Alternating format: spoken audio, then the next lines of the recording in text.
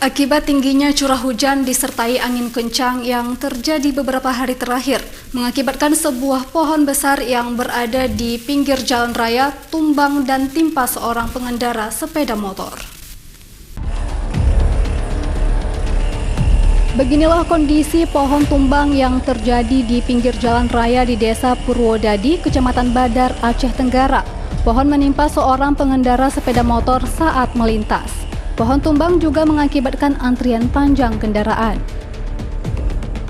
Kendaraan yang melintas di lintas Kabupaten Aceh Tenggara menuju Gayo-Lues terpaksa harus mengantri panjang hingga 2 km.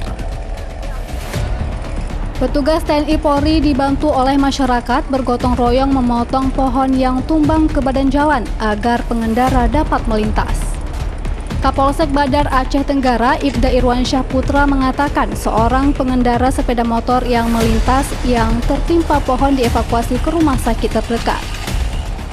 21.30 kita mendapat laporan dari masyarakat bahwasanya di Desa Purwodadi, ketepatan di depan rumah sakit Saudin, ada kayu tumbang dikarenakan intensitas hujan yang tinggi. Menurut keterangan dari masyarakat, ada satu orang yang sedang mengendarai roda 2 mengenai kakinya, dan untuk saat sekarang ini sudah dibawa ke rumah sakit untuk dilakukan pengobatan.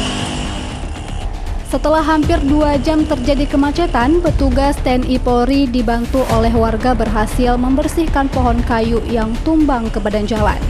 Dari Kabupaten Aceh Tenggara, Medi Arjuna, iNews melaporkan.